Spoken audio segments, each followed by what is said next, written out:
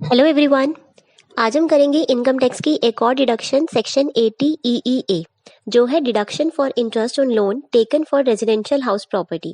यानी कि अगर आपने रेजिडेंशियल हाउस प्रॉपर्टी के लिए कोई लोन लिया है और उसके ऊपर आप इंटरेस्ट पे कर रहे हैं तो उसके लिए जो हम डिडक्शन क्लेम कर सकते हैं वो है सेक्शन 80 EEA। तो चलिए वीडियो स्टार्ट करते हैं। फर्स्ट पॉइंट है डिडक्शन अवेलेबल कब होगा। तो ये डिडक्शन तभी अवेलेबल होगा जब किसी पर्सन ने लोन लिया है किसी फाइनेंशियल इंस्टीट्यूशन से या फिर किसी हाउसिंग कंपनी से, ताकि वो अपना घर जो है यानी कि रेजिडेंशियल हाउस प्रॉपर्टी को परचेज कर सके। तो इन दैट केस जो भी वो इंटरेस्ट का पेमेंट करेंगे उसकी वो डिडक्शन इस सेक्शन में क्लेम कर सकते हैं। सेकंड है कि डिडक्शन अवेलेबल कब होता है, अवेलेबल किसको है। तो ये डिडक्शन सिर्फ इंडिविजुअल्स को अवेलेबल होगा। यानी कि अगर किसी कंपनी या पार्टनरशिप फर्म या किसी भी अदर पर्सन ने लोन लिया है रेजिडेंशियल हाउस प्रॉपर्टी के लिए तो वो डिडक्शन क्लेम नहीं कर सकते। ये सिर्फ इंडिविजुअल्स को ही अवेलेबल होगा।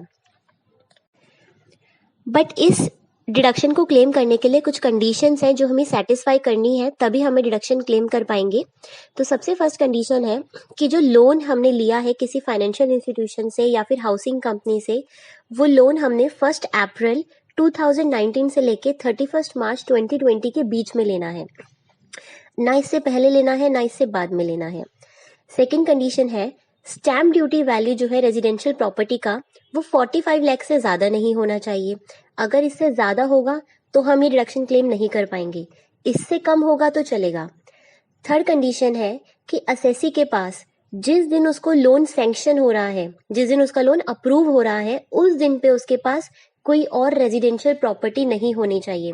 यानी कि अगर आपके पास ऑलरेडी एक हाउस प्रॉपर्टी है और अगेन आप दूसरी हाउस प्रॉपर्टी परचेज करने के लिए आपने लोन लिया है तो उस लोन के ऊपर आपको कोई भी इंटरेस्ट डिडक्टेबल नहीं होगा, क्योंकि ऑलरेडी अगर आपने प्रॉपर्टी है आपके पास तो फिर सेकंड प्रॉपर्टी के केस में ये अवेलेबल नहीं है। तो यानी कि हम शॉर्ट में कह सकते हैं कि ये डिडक्शन सिर्फ फर्स्ट टाइम होम बायर्स के लिए है। अगर आप फर्स्ट टाइम लोन ले रहे हैं ताकि आप अपना घर खरीद सके तो ही आप डिडक्शन क्लेम कर सकते हैं, अदरवाइज नहीं। तो ये तीनों कंडीशन सेटिस्फाई होनी चाहिए तभी आप इस सेक्शन के अंदर डिडक्शन क्लेम कर सकेंगे। इसमें एक नोट है कि इस बार जो बजट आया था 2020 का, इसमें गवर्नमेंट ने ये जो लिमिट थी कि हमें जो लोन है वो 2019 से 20 के बीच में ही लेना है, इस लिमिट को उन्होंने इंक्रीज कर दिया। और अब उन्होंने बोला कि अगर आपने लोन जो है वो 2020 से लेके 2021 तक भी अगर लोन लिया है तो भी आपको इस सेक्शन के अंदर डिडक्शन मिल जाएगा इंटरेस्ट ऑन लोन का। तो अगर मैं इन शॉर्ट बोलूँ तो हम कह सकते हैं कि अगर आपने अप्रैल 2019 से लेके 31 मार्च 2021 के बीच में भी अगर आपने कभी भी लोन लिया है तो उसका जो भी आप इंटरेस्ट पेमेंट करेंगे वो इस सेक्शन के अंदर क्लेम कर सकते हैं। नेक्स्ट है अमाउंट ऑफ डिडक्शन। अब हमें डिडक्शन मिलेगा कितने अमाउंट का। तो देखिए 1,50,000 या फिर जो हमने एक्चुअल इंटरेस्ट का पेमेंट किया है, इन दोनों में से जो कम होगा वो हमारा अमाउंट ऑफ डिडक्शन हो जाएगा। अब ये जो 1,50,000 रुपीज है ना, ये ओवर एंड अबव जो 24B सेक्शन होता था हम लोगों ने किया है हाउस प्रॉपर्टी के अंदर इंटरेस्ट ऑन बोरोड कैपिटल। तो वहां पे हमें डिडक्शन मिल जाता है इंटरेस्ट का कि अगर हमने लोन लिया है और उसके ऊपर हम इंटरेस्ट पे कर रहे हैं तो हम वहां पे 24B में भी डिडक्शन क्लेम कर सकते हैं। तो यहाँ पे जो डिडक्शन है ये उससे अलग है। तो वहां पर भी डिडक्शन मिलता है, यहाँ पर भी डिडक्शन मिलता है, तो आप कहीं पर भी डिडक्शन क्लेम कर सकते हैं।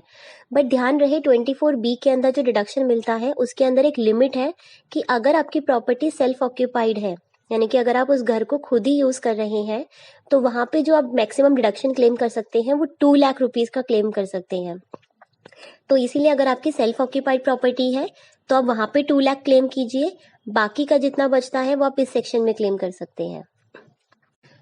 तो ये जो डिडक्शन है ये 24B से ओवर एंड अबव डिडक्शन है। अब देखिए एक एग्जाम्पल है। मान लेते हैं कि एक पर्सन ने लोन लिया है जिसके ऊपर वो पूरा इंटरेस्ट जो पे करता है वो है 3,20,000 रुपीज का। तो 3,20,000 का इंटरेस्ट उसने पे किया। तो चाहे तो आप इसे पहले सेक्शन 80 EE में भी क्लेम कर सकते हैं, चाहे आप 24B में क्लेम कर सकते हैं। तो मैंने क्या किया, सबसे पहले उसे 80 EE में दे दिया 1,50,000 रुपीज, और बाकी का जो उसका 1,70,000 रुपीज है वो मैंने उसको 24B में क्लेम कर दिया। तो इसी तरीके से उसने अपना पूरा जो इंटरेस्ट था 3,20,000 का वो अपने दोनों सेक्शंस में पूरा पूरा उसने क्लेम कर लिया। ठीक है, आई होप आपको ये सेक्शन क्लियर हुआ होगा। Thank you.